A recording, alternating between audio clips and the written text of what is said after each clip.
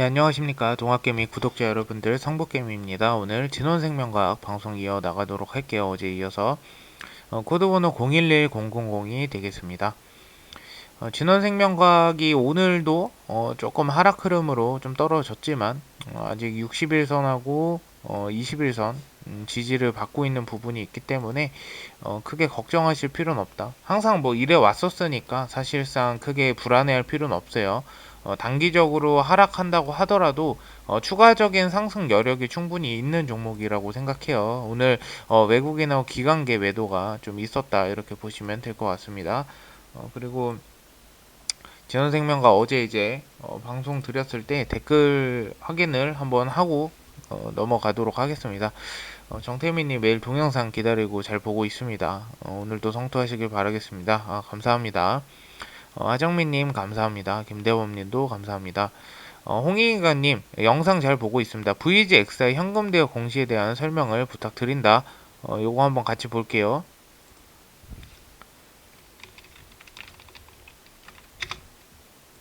진원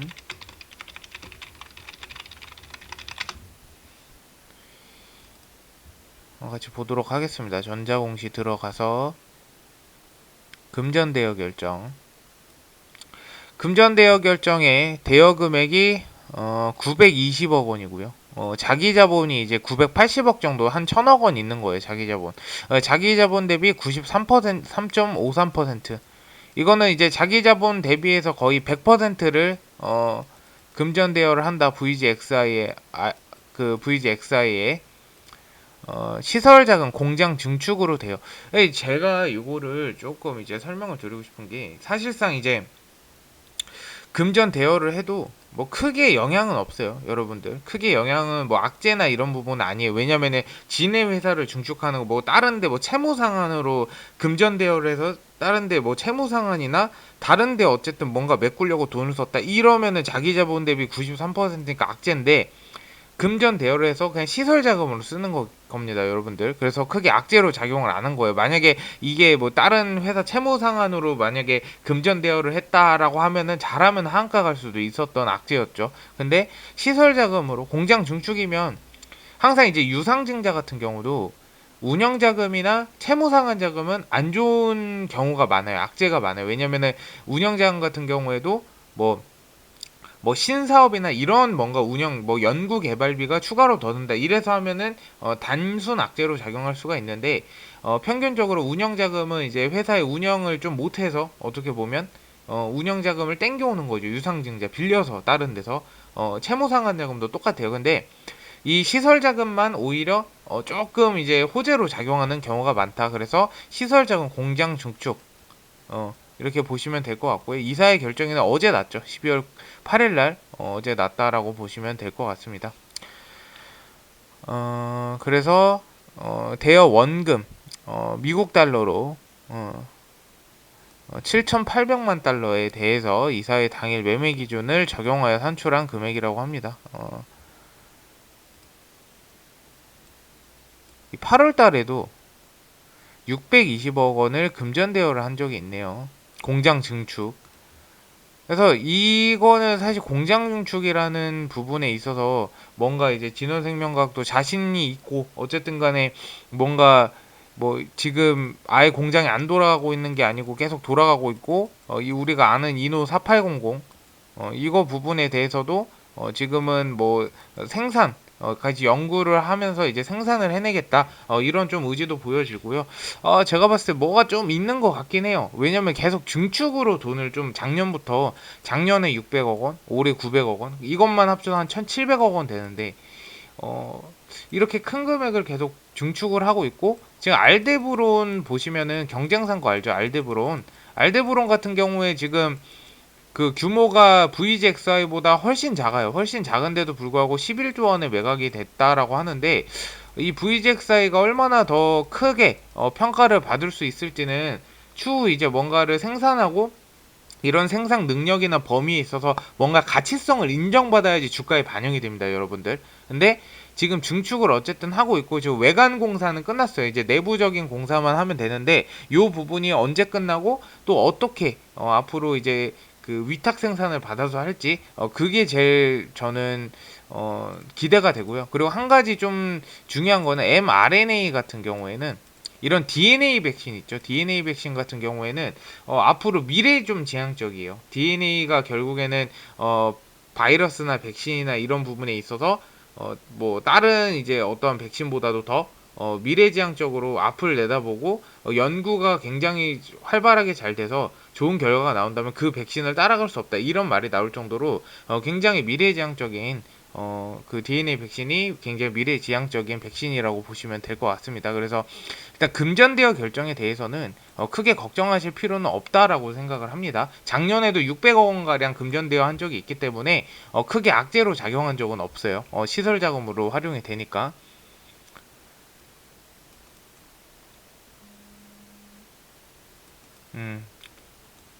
제 생각 유상증자의 시설 설비 자금에 대여한 것을 공시로 올린 것이라 생각이 듭니다. 요것도 일리 있는 말이죠. 유상증자를 최근에 한 1,300억 원 정도 했으니까. 김대범님 질문이 있는데 진원 제가 지금 33,000원에 330주 가지고 있는데 24일 무상증자 받는 날 받으면 저는 계속 들고 갈 생각인데요.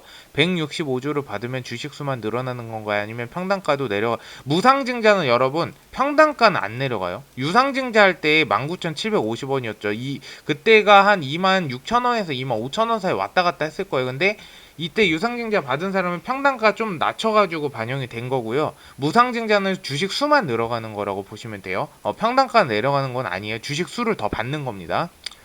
이윤주님, 조심스럽게 안 다셔도 돼요. 그냥 좀 편하신 대로 다루셔도 됩니다. 내릴 때 물타기도 못하고 있어요. 평단 41,250원이네 30주 가지고 있고 유상 24주 받았고 무상 27주 받았다고 뜨네요. 지금 47.5% 마이너스라고 뜨는데 지금 물은 일단 타시지 마시고 무상증자가 어쨌든 간에 주식을 일단 받아야 되잖아요. 받고 나서 이 마이너스 부분이 어떻게 되는지 그 부분을 좀 판단하셔서 지금 4만원대면 좀 높긴 해요. 근데 이제 무상증자 받고 나면 재료 소멸로 아마 주가가 단기적으로는 하락할 수가 있어요. 그래서 이 하락 저점을 잡으시면 돼요. 지금은 물타기 하는 거는 좋지 않다라고 봐요. 왜냐면은 차트가 지금 이렇게 올라가는 게 아니고 지금 여기서 한번 꺾였죠. 꺾여서 여기서 무상증자 받을 때 재료선을 더 꺾일 수가 있단 말이에요. 그러면은 이 시점에 물을 타서 들어가시는 게 훨씬 낫죠. 근데 진원생명과학은 제가 항상 말씀드렸죠. 차트 보고 가는 거 아니다. 절대. 이런 종목 차트 보고 가면은 완전 다 그냥 망해요. 여기서 고점에서 그냥 물려갖고 세력들한테 농락당합니다. 차트 보지 말고 모멘텀을 봐라.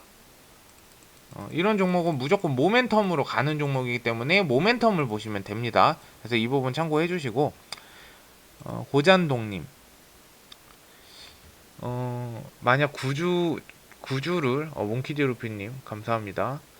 개미 고잔동님 유상증자 120주 무상 이것까지는 제가 이해가 됐거든요. 근데 무상증자 280주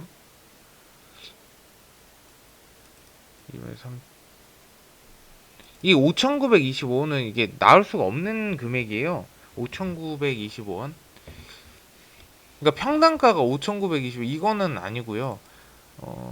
만약에 제가 이제 그 고잔동님께 말씀을 드리는 게 유상증자를 120주 반에 이 금액이 나오잖아요.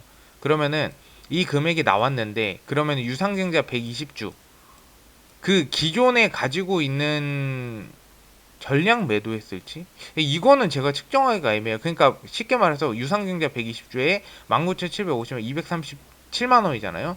그러면은 무상증자 같은 경우에 지금 유상증자에서 무상증자를 받으니까 뭐 예를 들어서 절반이 들어온다 60주가 더 들어오는 거겠죠. 120주 기준으로 하면 그러면 60주 곱하기 뭐 19,750원 예를 들어서 이 금액으로 한다고 쳤을 때 한 116만원 116만원 정도 된다고 해요. 그러면은 무상증자 같은 경우에는 주식 수만 늘어나는 거지 평단가가 낮춰지잖아요. 유상증자에서 이미 뭐 고잔동님이 얼마에 매수를 한지 모르겠는데 만약에 내가 3만원에 매수를 했다. 근데 유상증자 120주를 받는다 라고 했을 때 평단가가 어떻게 맞춰지는지 모르죠. 왜냐하면 제가 이 기존에 가지고 있는 주식에 대해서 금액하고 수량을 전혀 모르기 때문에 이거 뭐 어떻게 제가 말씀을 드릴 수가 없는 부분인 것 같아요.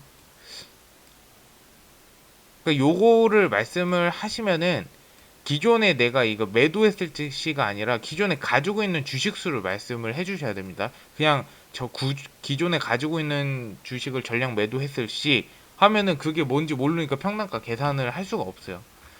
요거는 아무튼 댓글은 다시 한번 달아주시면 좋을 것 같아요. 기존에 가지고 있는 주식 수도. 일단은 진원생명과 오늘도 기본적인 거 한번 보도록 할게요. 오늘도 이제 개인 물량들이 조금 많이 들어온 부분이라고 보시면 될 것 같고, 크게 빠지진 않았어요. 크게 빠지진 않았고, 분봉상으로 봐도 실질적으로 뭐 개미를 털었다 뭐 이런 부분은 전혀 없어요. 어제 같은 경우에는 장대 음봉이 나오면서 거래량 터졌기 때문에 이때 세력들이 빠져나가고, 지금 보시면은 계속 박스권만 그려 나가는 부분이기 때문에 크게 불안해 하실 필요는 없다, 이 말씀을 드리고 싶고요. 2만원 아래로 빠지지 않으면 그냥 지속적으로 보유하셔도 상관없다. 그리고 2만원 아래로 빠지게 된다면은 이때 아까 말씀드린 4만원 이상의 물려 계신 그 물려 계신 분은 좀 평단가 낮추시면 좋을 것 같다. 근데 잠깐만, 진원생명과학이 언제 그런 가지고 계신 거죠? 38,000원이 고점인데 41,000원이 잠깐만요. 41,000원이 나오지가 않았는데 잠깐만. 평단이 31,250원일 거예요. 아마 잘못 적으신 것 같아요. 아무튼 그래도 3만원 이상 되면은 좀 평단가 낮춰놔도 나쁘진 않을 것 같습니다. 그리고 우선적으로는 2만원대를 무조건 돌파를 해줘야 됩니다. 2만원대가 가장 지지벽이 두터웠던 구간이기 때문에 2만원대를 지지를 해준다고 한다면 충분히 상승이 나올 수 있어요. 그래서 금액 시세대가 다르게 책정이 돼요. 2만원에서 2만 5천원 사이 시세대가 책정이 되는데, 2만원이 왜 중요하냐, 2만원 아래로 내려가면은 하방이 15,000원까지 열려 있어요. 하방이. 그렇기 때문에 2만원을 절대 뚫고 내려와서는 안 된다, 진원생명과. 근데 뚫고 내려오기가 이제 힘들겠죠. 왜냐면은 19,750원이 어쨌든가 유상증자 금액대였기 때문에 쉽게 뚫고 내려오기는, 악재가 있지 않는 이상은 쉽지 않을 것이다. 그리고 진원생명과학 제가 다시 한번 말씀드리면, 항상 모멘텀을 보고 가라, 차트를 보고 가지 말자, 이 말씀 드리고 싶고요. 앞으로도 이제 진원생명과 계속 방송 드릴 텐데, 궁금하신 거 유튜브 댓글에 질문 꼭 남겨주시면 다음날 방송 때 바로 제가 방송에서 피드백을 드리도록 하겠습니다. 어쨌든 오늘 방송 들어주셔서 감사드리고요. 방송에 좀 도움이 되셨다면 좋아요와 구독 한 번씩 부탁드리도록 하겠습니다. 감사합니다.